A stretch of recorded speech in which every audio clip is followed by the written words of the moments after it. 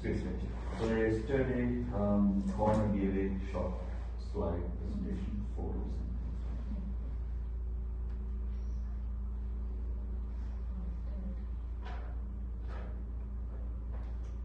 Morning everyone, I'm Shinka, and today I'm going to present to you on my literature review of biogeotechnical engineering in Australia using the bamboo root as a hydromechanical slope stabilizer. Acknowledgement of country. I'd like to acknowledge the traditional custodians of this land where the University of Wollongong sits in, where we work, study, live, and play, of the Wadi people of the Dharawal country, and I would like to pay respects to the elders past, present, and emerging. Acknowledgement of thesis. I would like to acknowledge that some of the slides here has been enhanced using Notebook LM, a generative AI tool, to improve the visualization of the concept of my literature review. So, what's the issue?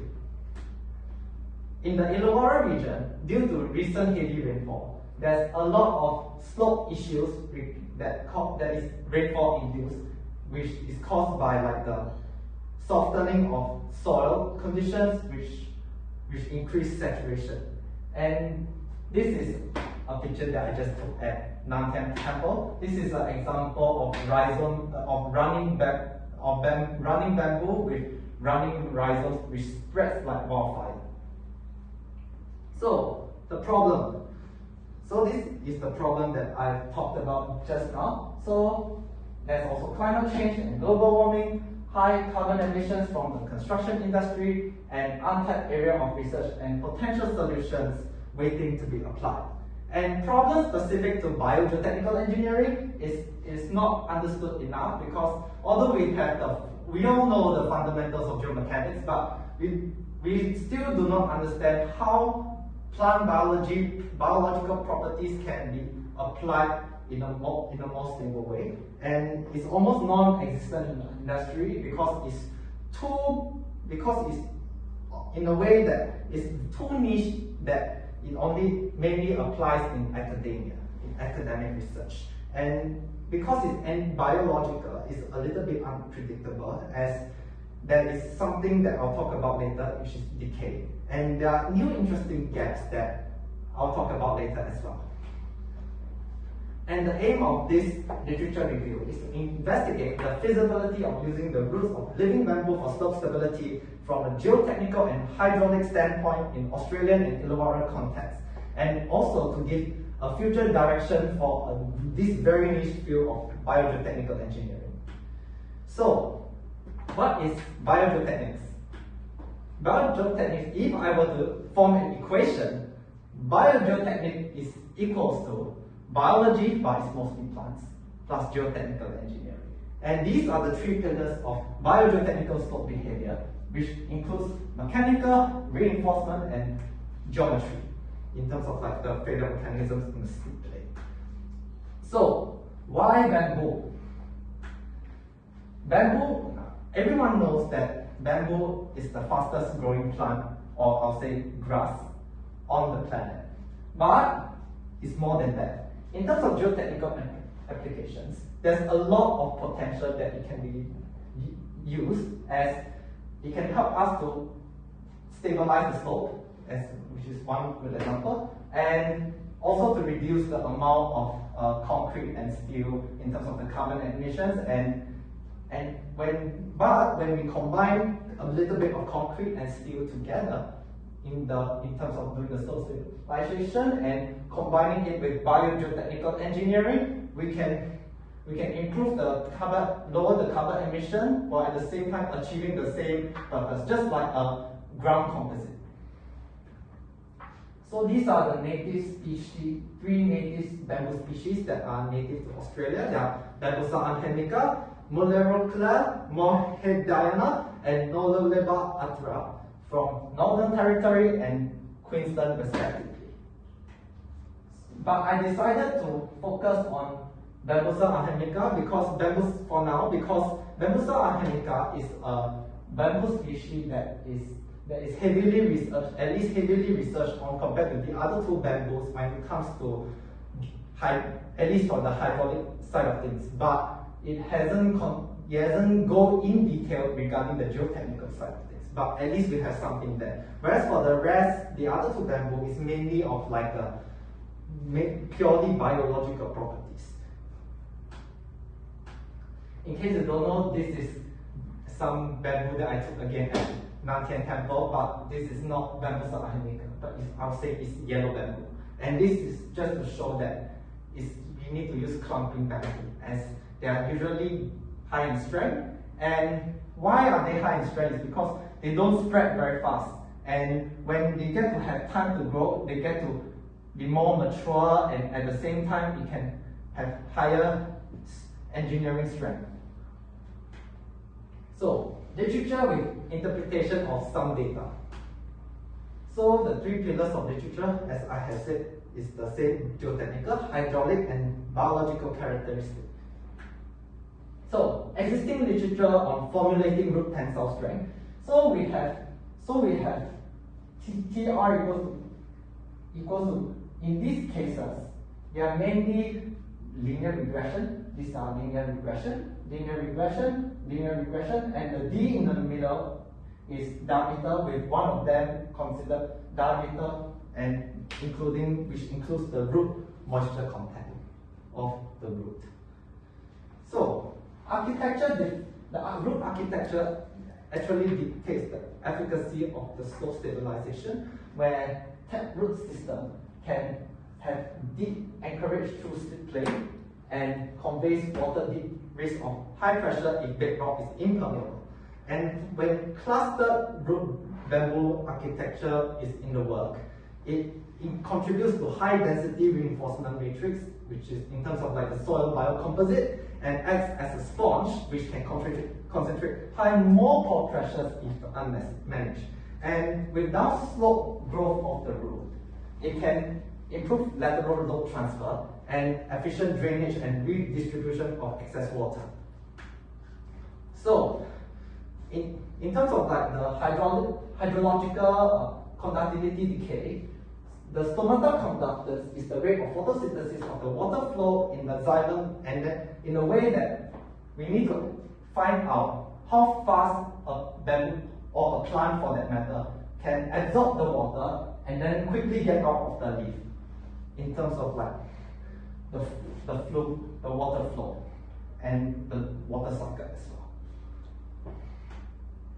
This is the current information that is available, that is closest to what we have to achieve what we want to eventually want in the future, in terms of integrating into slope modeling on Plexis or any other geotechnical software. But currently, it doesn't have the existing capabilities from certain experience that I had back in my previous internship. So we'll go into that later. This is the results that this source has collected in terms of like the hydraulic properties of bamboo subacademica. So in this case, in this case we have stomatal conductance, hydraulic conductivity, area over AL over AS, and then water potential and leaf potential.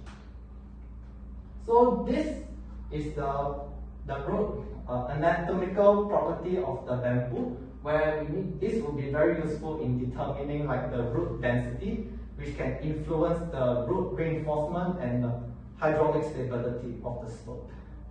So we need to now leading researcher. This is Charles from Hong Kong University of Science and Technology, and although there are many other researchers doing the biogeotechnic, but I'll say his is the one where it's the most relevant because he managed to combine slope stability and biogeotechnical engineering hand in hand, and he did exceptionally well. And it's even on Wikipedia.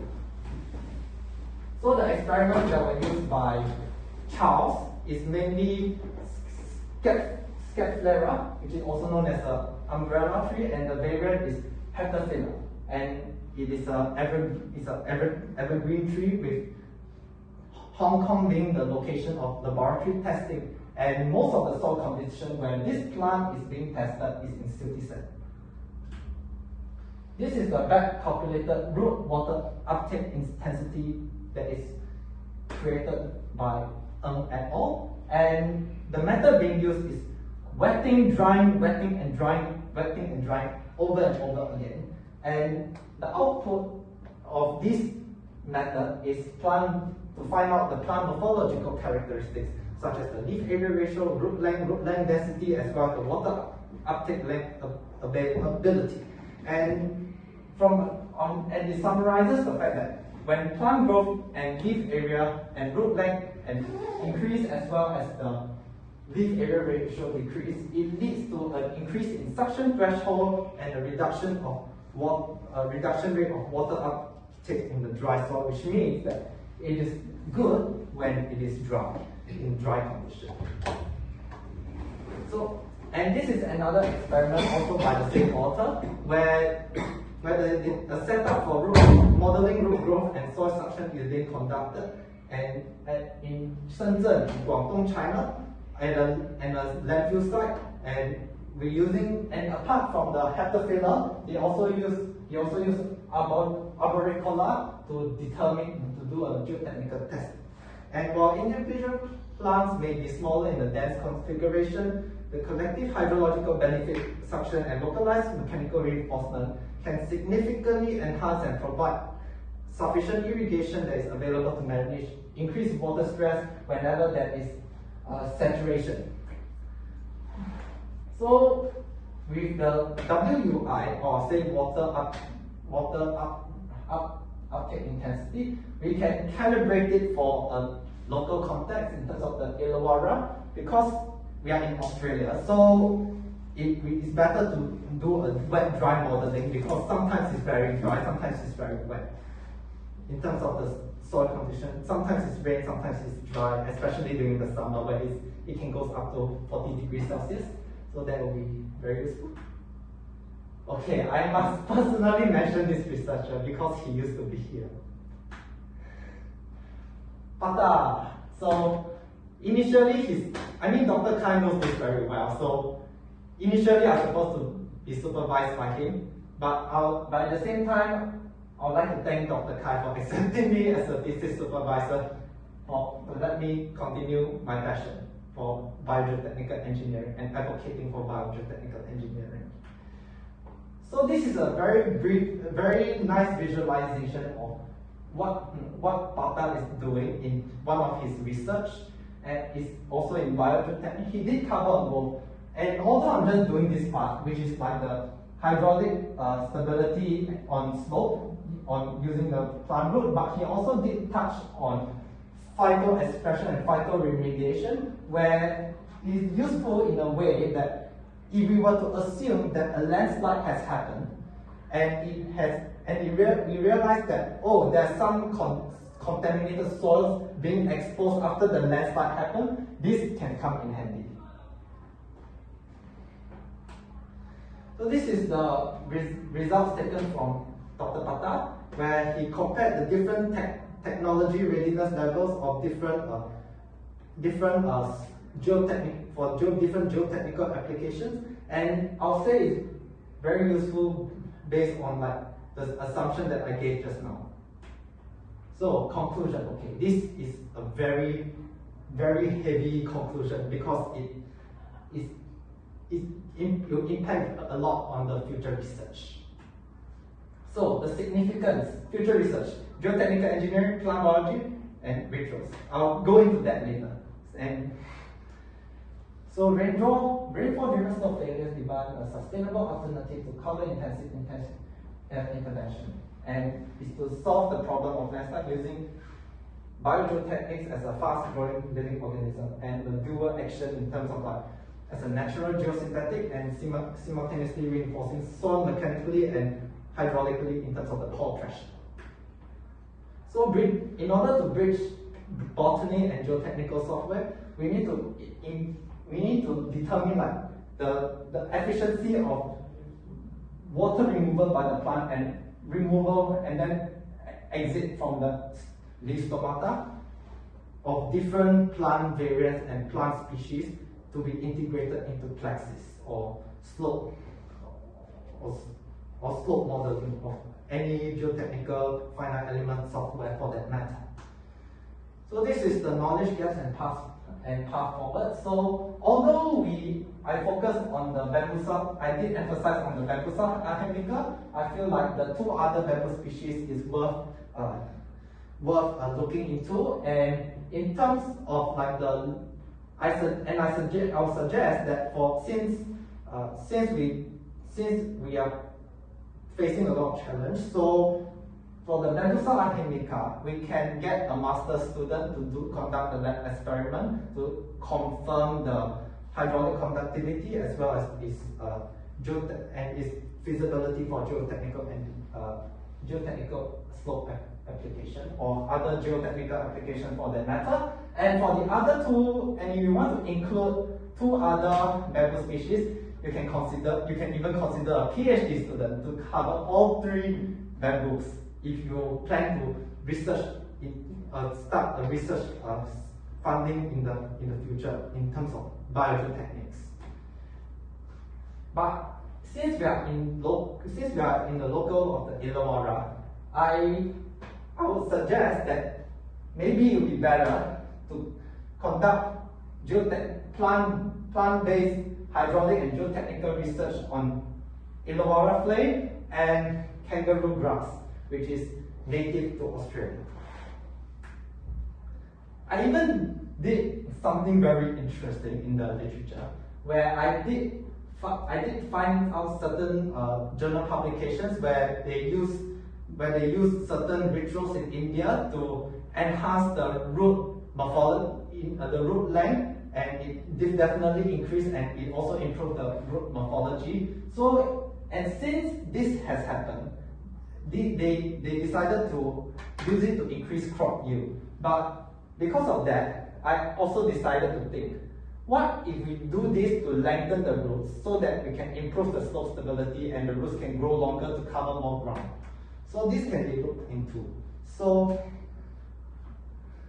this is a question that I've been thinking for so long throughout the thesis. What happens if this is working? Then what's the explanation behind it? So because these rituals that I was talking about, the more, although it works, we don't understand the explanation behind it. And the more we try to understand it, the more we wouldn't understand it. Because maybe it has something to do with quantum mechanics. Because the more you try to understand quantum mechanics, the more you wouldn't understand quantum mechanics because you end up with having more questions than answers. So my hypothesis is that in the future research, we need to combine. This is worth looking into for the future research direction and collaboration with non-engineering disciplines. So these are the useful potential sources that we can look into, like for maybe for your potential future master's or PhD research student, or wanting to look into this topic. And these are the references. Thank you for your kind attention, and I'm open to questions from all of you.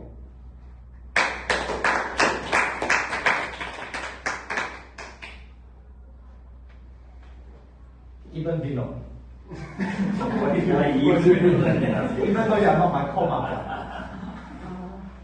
Shinkai, I was trying to understand the scope of your research. So can you explain me what is the research question you were trying to answer? I'm trying to answer like this. I'm just trying to answer like the biological and even the spiritual aspects of like what should be incorporated into geotechnical modeling in terms of like the future research. So the research question is more on the future research. You get what I mean? Or you? I feel you have decided a very broad research question which you need lifetime to explore, not 1 year thesis project. So, I know, that's why I do it as a literature. So you talk about biogeotechnics and why did you select bamboo, and then you discuss about a lot of other different plants. So what's the reason for selection of bamboo? Because that's your title. Because bamboo is a plant species, grass species that grows the fastest. Is that the only reason? Did you look at the reinforcement improvement, perhaps strengthening of shear strength of soil? Have you collected that type of data?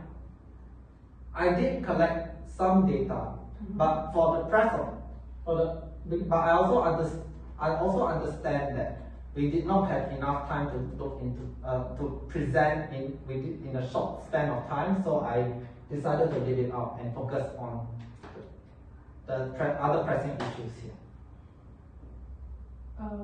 And you mentioned about rate of water uptake.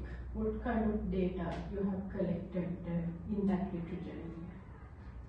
I've collected some of like the WUI against like the leaf area and the stomatal conductors in some Charles research paper. Do you have any data related to bamboo in terms of water uptake? No. There is no existing data on the bamboo for the root water uptake. I thought you could have narrowed down your scope and you could have done your own, some smaller research, so you get an output from your own work, rather than deciding a very broader scope and then your final outcome would be future research. So that's a limitation, I think, in your thesis, because you got an opportunity to design a project with a smaller scope and conduct some analysis, and then you can arrive conclusions based on that analysis. That's the engineering method. So that's my comment actually.